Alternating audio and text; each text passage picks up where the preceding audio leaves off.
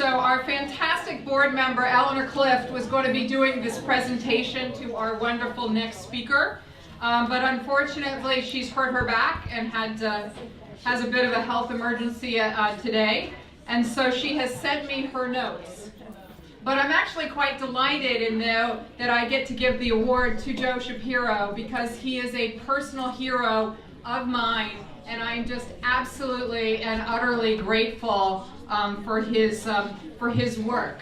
But before I give the comments, I just want to give a heads up to our board members, our staff, and our fellows that after Joe Shapiro speaks, we're going to invite you to the front because we're going to ask our board members and our staff and our fellows to just say their names so that everybody who's our guest knows who they are, and we want them to introduce themselves.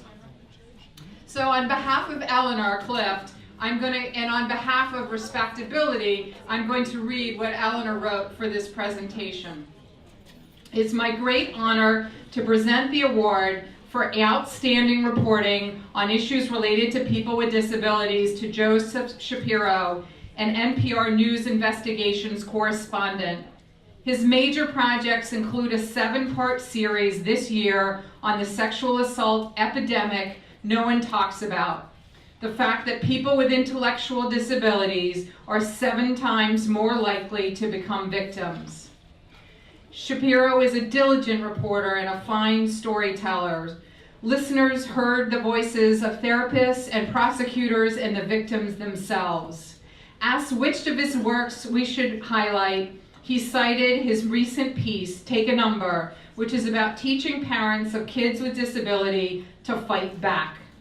He focuses on a program called Partners in Policymaking. Founded in 1987, it teaches parents, mostly mothers of young children with disabilities, how to advocate for their child and how to work the levers of government to get what they need. The program is now in 29 states in the District of Columbia and has graduated more than 27,000 people, which is a lot until you consider that there are 5.2 million children with disabilities in America's public schools. A lot more needs to be done. Shapiro is not a newcomer to these issues. His 1994 book, No Pity, People with Disabilities Forging a New Civil Rights Movement, is geared to show non-disabled people that people with disabilities are more than disabled. The lead review on Amazon says, quote, "This book screams for justice and hopes for the acceptance, understanding, and integration. People with disabilities just want people to understand that they can live a life just as meaningful and worthy as the next guy." No Pity is a handbook of choice in the disability studies classes. Shapiro has been at NPR since 2001. Before that, he spent 18 years at U.S. News and World Reports, where he was senior social policy writer, served as the magazine's Rome bureau chief, White House correspondent, and congressional correspondent. According to Eleanor, she knew him from the White House when she was there also covering for Newsweek. Not that many of us in the golden age of news magazine are still out there toiling away in the vineyards of truth and producing award-winning journalism. So here's to Joe from all his friends and fans at Respectability.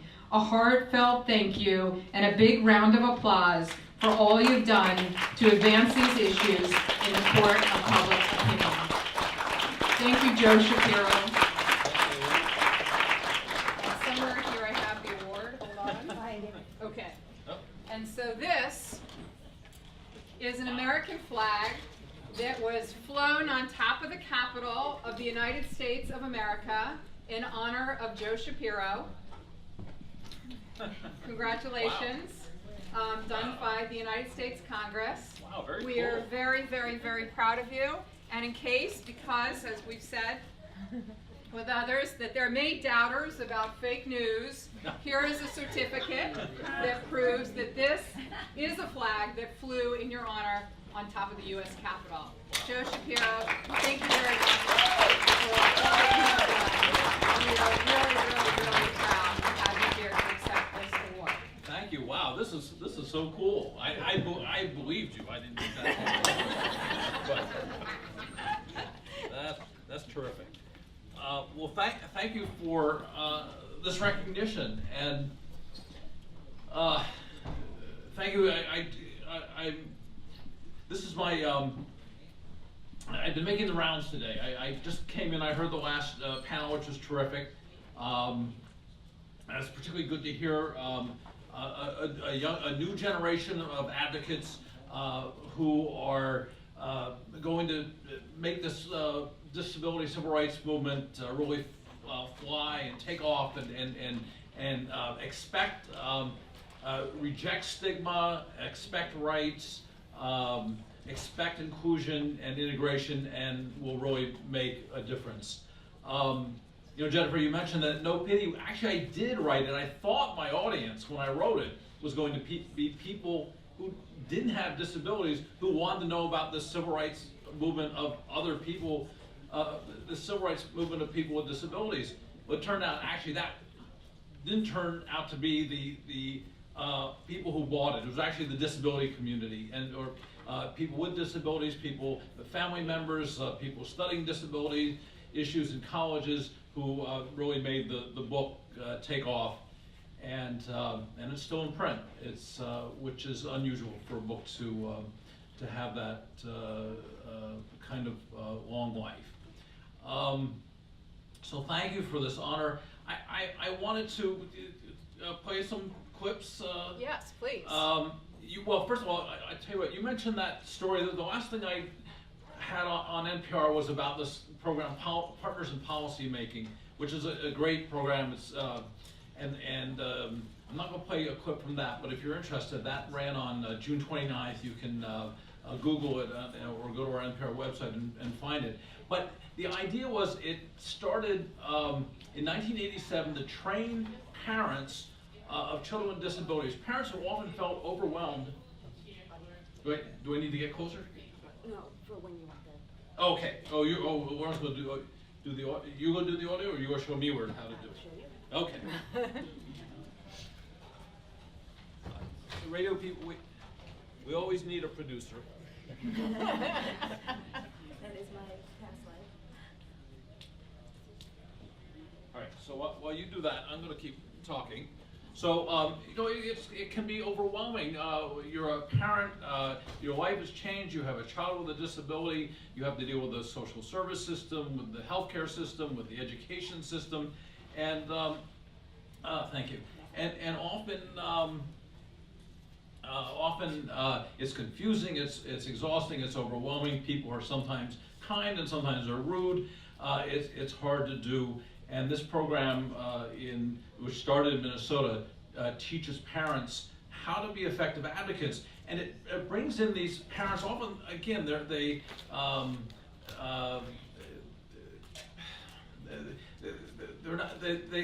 don't know how to do this advocacy often, and they bring them in. They teach them over a period of months. They teach them how to read state budgets.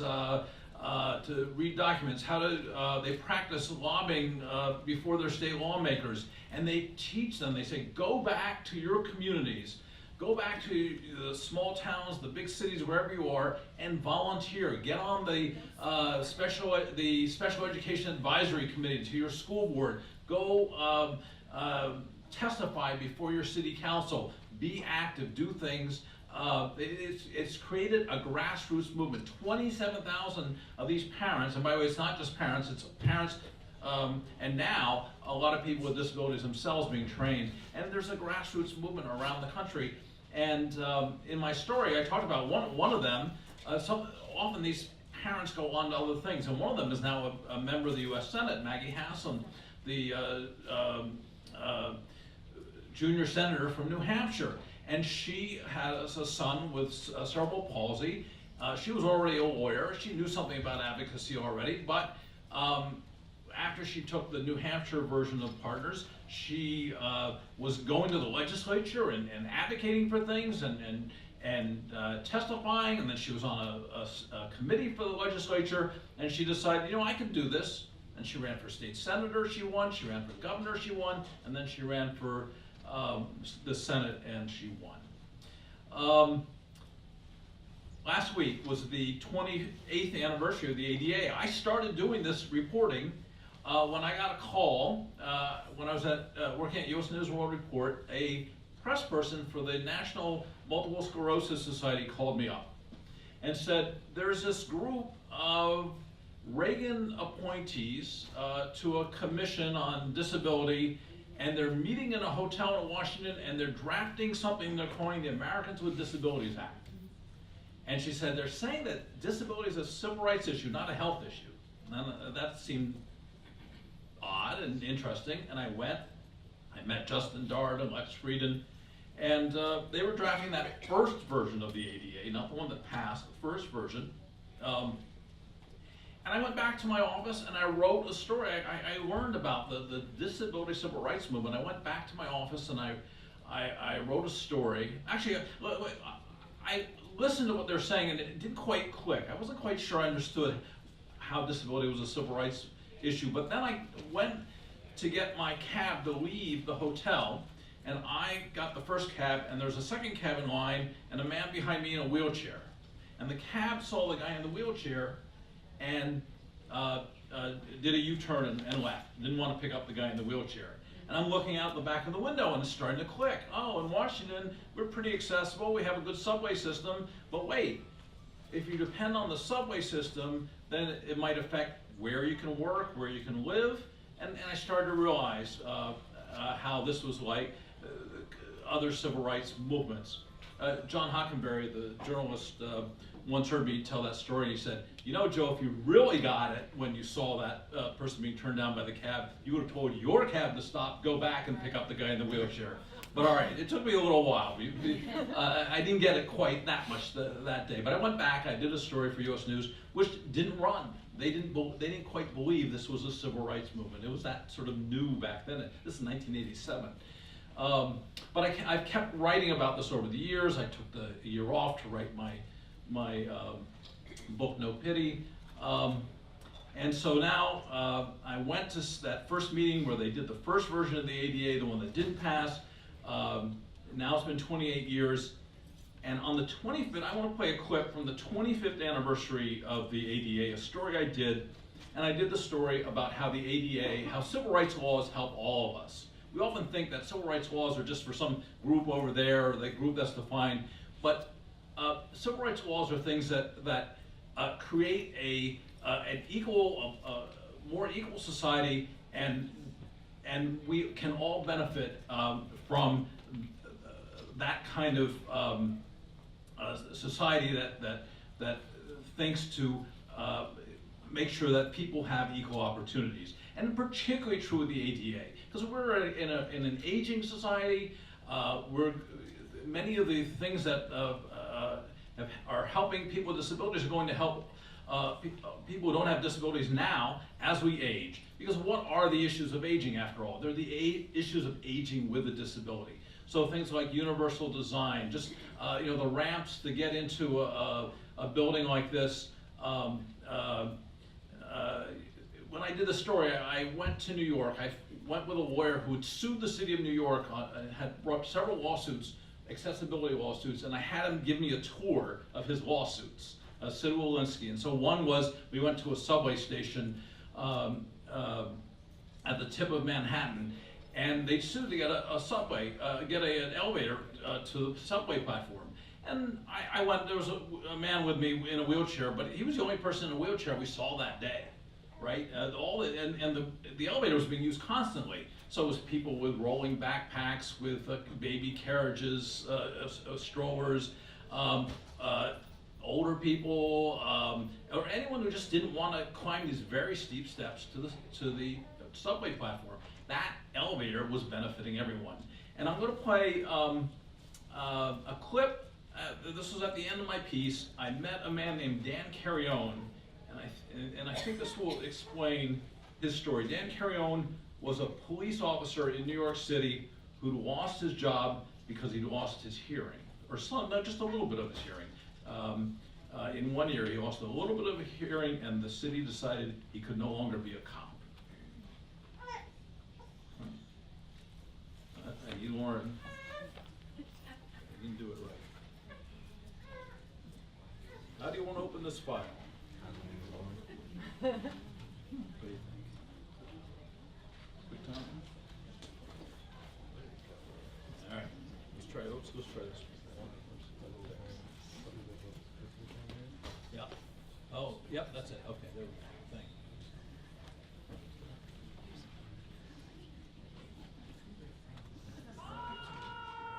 And the ADA helps people who don't see themselves as being disabled or who have minor disabilities, like Dan Carrione.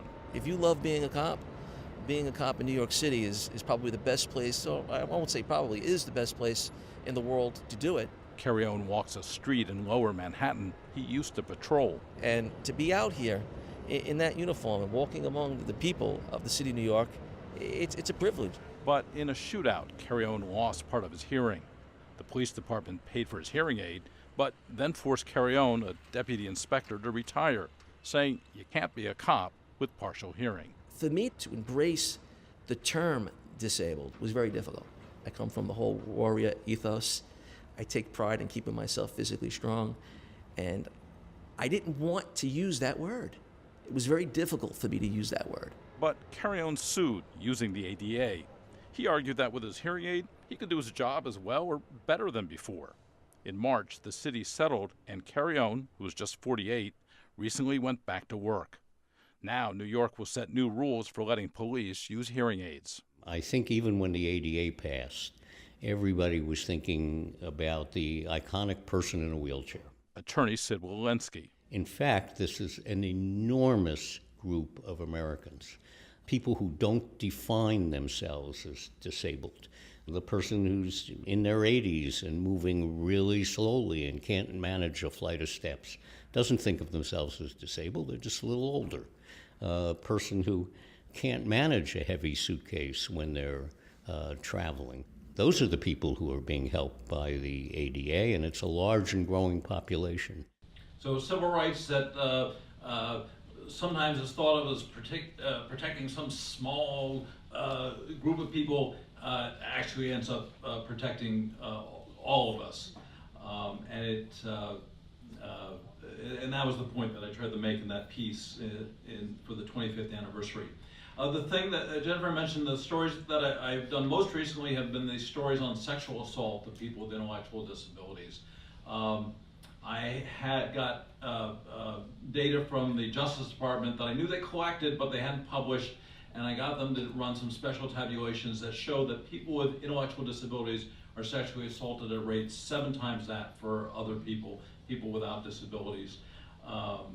And we know, if anything, that's actually an underestimate, because those numbers didn't count people living in group homes and institutions. But I wanted to tell this story because people with intellectual disabilities, self-advocates, have been telling me about this issue for years. They talked about how they're not expected to have romance or sex, and they don't get sex education, and they're not respected, and also how they are very vulnerable to sexual assault. So it was people with intellectual disabilities who told me this. Let's see, so I wanted to get their voices in the piece, and so this is a clip. Oh, the last piece I did, by the way. I might need. We are taught to trust grown-ups more than anyone else would be, because when you have a disability, people are always telling you, do as that person says, do as this person says, and all this other stuff. That's Thomas Mangrum. He says he was a young boy when he was assaulted by a deacon at his church. He told his parents, but they never said anything about it to him again. Mangrum says people with intellectual disabilities just aren't believed. They think if you got a disability, that means you lie. That you can't really tell the truth, or you don't know what the truth is. People with intellectual disabilities often do have trouble speaking or describing things in detail or in proper time sequence. Our investigation found that makes it harder for police to investigate and for prosecutors to win these cases in court. But when sexual assaults go unpunished, then perpetrators are free to abuse someone again. It's one reason the NPR numbers show the rate of assault for this population is so high. Thomas Mangrum, who lives in Washington, D.C., thinks it's a matter of bias. And a lot of us in the disability community, people don't really see us. People don't see us at all. They just see our disability, and that's it. And yes, sometimes the sexual assault of people with intellectual disabilities does get discounted. In 2014, a judge in Georgia threw out a conviction. He said the woman with Down syndrome didn't behave like a victim. She'd waited a day to report the assault. And in 2012, a psychologist testifying in Los Angeles said a 9-year-old girl who'd been assaulted by a boy at school was likely protected against the emotional trauma because of her low IQ. The jury was so offended, it awarded the girl $1.4 million in damages, far more than the family was even seeking. That kind of thinking, that people with intellectual disabilities suffer less, gets Carolyn Morgan of Philadelphia angry. She says, we feel the same pain as everyone else. We do feel pain all the time. Yes. Don't tell me that it'll go away. She knows she's dealt with the pain of her own rape, and she says anyone who denies her pain is ignorant. They can't see that. They don't want to see it. They close their eyes to it, close their mind to it. You know, I had lots of people in my stories, lots of women and men, but the only time that anyone started to cry was that one time when in my piece that I used anyone crying was Thomas Mangrum, and the thing that made him cry was the idea that there was bias, that people did not take him seriously. This is a common thing in the lives of people with disabilities, that they get discounted. You know, and you've heard some of those stories today about being discounted in general, whether it's going to a job interview or something else. So one thing that we found was that people with intellectual disabilities often don't get sex education. It's just assumed they're not going to be in a relationship, they're not going to need to know this stuff. And of course they want to be in relationships, and they want romance, and they want to know what about healthy relationships. So I wanted to put that part of my story too. And I ended up going to a class in Maine for people with intellectual disabilities where they were taught about healthy relationships. And I recorded that, and they were spending this whole time talking about how they wanted this respect. They wanted people to know, yes, we want relationships like anyone else.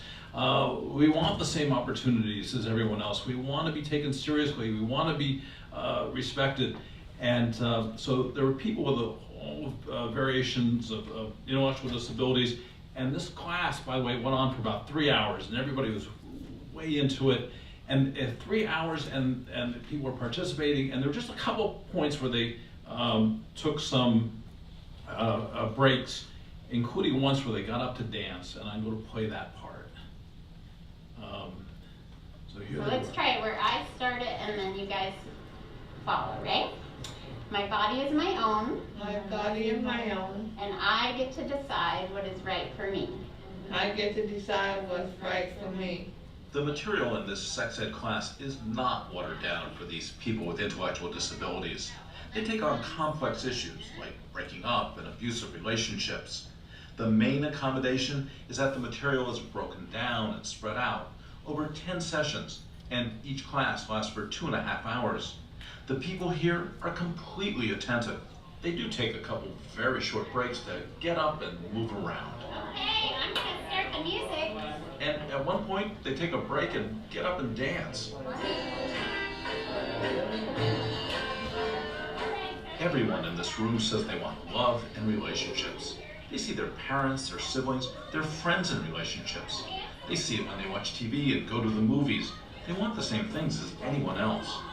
But the men and women in this room know that in the eyes of the rest of the world, they're not seen as people who are going to find love, romance, or sex. They're considered childlike or incapable or just uninterested. When they were in school, they probably didn't get the sex ed classes the other kids got. And now that they're adults, it's harder for them compared to other people to develop relationships. Just going on a date is hard. They probably don't drive or have cars. They rely on public transportation. They don't have a lot of money. They live at home with their parents or in a group home. where there's not a lot of privacy. And then there's that history of sexual assault, the thing that really complicates relationships for people with intellectual disabilities. They suffer some of the highest rates of sexual abuse. Our NPR investigation used unpublished federal crime data and found people with intellectual disabilities are sexually assaulted at rates at least 7 times the rate for people without disabilities. Oftentimes it actually is among the only sexual experience they've had. That's Kitty Park, who teaches the class. When you don't have other healthy sexual experiences, how do you sort through that? And that's why Park brought the sex ed curriculum. Because the best way to stop sexual abuse is to give these men and women the ability to identify what's abuse and then how to stop it. And then it's breaking the chain, being empowered to say, no, this stops with me. So let's try it where I start it and then you guys. Okay. So that, by the way, that is a great radio moment. That's why I love, that's why what I love about radio and leaving print, the idea that I went there and here they're talking about they want respect and they take a break and they get up and dance to Aretha Franklin singing Respect. It was just great on radio. And if you went to my story online, you wouldn't hear or see, you wouldn't get any of that. But on radio you can convey that. All right, so if we have time, I'll take a few questions. Jennifer asked me what I would say to younger people who are interested in getting in the media. Who would like to be journalists, what's your career advice? Yes. And then for the disability activist who wants to pitch a story, how do they pitch a story that would be heard? Okay. Jobs, internships are important. And we don't have a lot of internships for younger people with disabilities. There are some, I think NBC, right? NBC has a Tony Coelho, or there's a number of things that NBC's offering. NPR, we have a great internship program. We don't do anything specifically for someone with a disability. Maybe we need to talk to you about having you sponsor one, and we're back and forth about whether we want to just hire our own or whether we let somebody from outside do it. We've started to do that.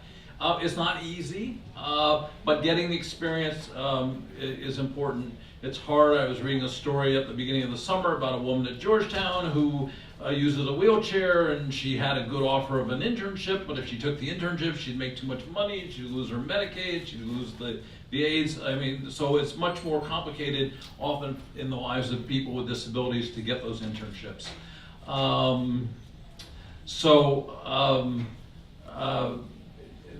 So anyway, just a lot of media organizations have internships apply, and it's the same as what you do for any other job about whether you what accommodations that the employer would make, whether you want to talk about your disability if it's a hidden disability.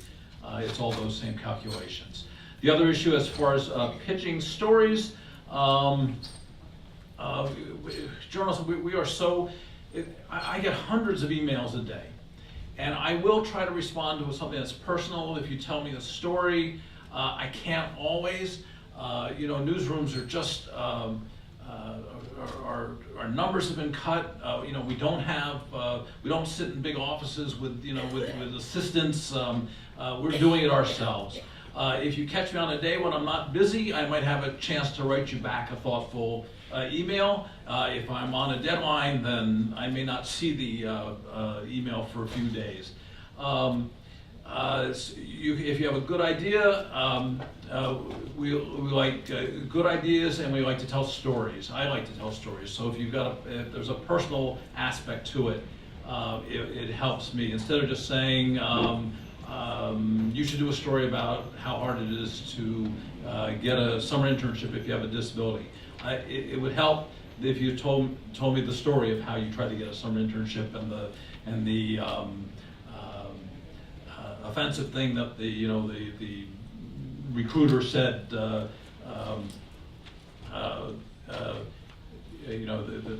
we heard at the last panel, not Katie, Stephanie talked about, right, the person who she had applied to, and found excuses not to give it to her. You know, something like that would grab me more than just suggesting a topic. And by the way, just because you don't hear back or the journalist says, no, I'm not interested now, don't take that too personally. It may be that I am off on some other story and I don't have time to do that story, but maybe if you get me on the right day, maybe it is a story that I'm interested in. The woman who called me to tell me to go watch the group that was coming up with the ADA, I didn't have anything to do that day, and it sounded interesting, so I went. But if I'd been on a deadline, I had another story, I wouldn't be here today. I don't know what I'd be covering. You know, that got me into writing about disability. Do we have time to take a few questions? We have time to take one question. Is there anybody who has a burning question? Hey, Jesse Freiberg, National Organization on Disability. So, No Pity is required reading at NOD. Oh, good. But I'm curious, you know, at the beginning of your presentation, you talked about how you thought this was a book for the general public, and it really has become, you know, testament in the disability community. And I'm curious, having spent so much time thinking about and researching and spending time with the disability community, why you think in the midst of that movement and the ADA being passed, that the book didn't resonate more broadly? And what's it going to take to get these ideas into the mainstream and to make them resonate as a journalist and again, having spent so much time with this community? What's it going to take? I don't really understand. When I wrote the book and I had success with it, I figured lots of, every news organization would want someone covering disability. I've gotten so many good stories by looking at just issues that everyone else covers, but looking at it from a disability perspective. I spent a year in 2005 following people back from Iraq and Afghanistan, dealing with the injuries of war, the psychological injuries, the physical injuries, and having an understanding of disability just informed my reporting so much more and made it better. I spent time then writing about aging issues. I understood aging in a different way than other reporters do. So I'm a little puzzled that more people haven't taken that path. So what's it going to take? I think it's,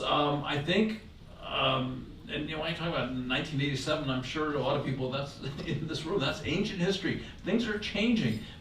So I think it's going to be a new generation of writers and citizens. The time between, you know, people with disabilities were the last people in this country to be guaranteed a right to education. 1975. The special education law passed. So you had a whole generation that didn't get education at all, and then when they got it, they didn't get great education. They were excluded. You know, there's almost the same amount of time between Brown versus the Board of Education and the Civil Rights Act as there is between the 1975 education for the what was it? Before it was IDEA, it was Education for Handicapped Children. What was it called? All handicapped. Education for All Handicapped Children Act. So it's about the same amount of time between Brown and the Civil Rights Act as there is between the first special education, that first guarantee to right to education to the ADA. So there's so as people get more opportunities, better education, as their families see that, then attitudes in society start to change. So I think it's happening. I'm surprised that it hasn't happened more quickly. I think that there's still, as Thomas Mangrum said in that clip, there's still a lot of prejudice and bias against people with disabilities. We tend not to see people with disabilities as equal and deserving to the same things as everyone else. So a new generation of younger people with disabilities, as they have more opportunities, better education, they still have to break some of these barriers. There are not a lot of journalists with disabilities, so that's a barrier a ceiling yet to be that you will keep breaking. It's going to change.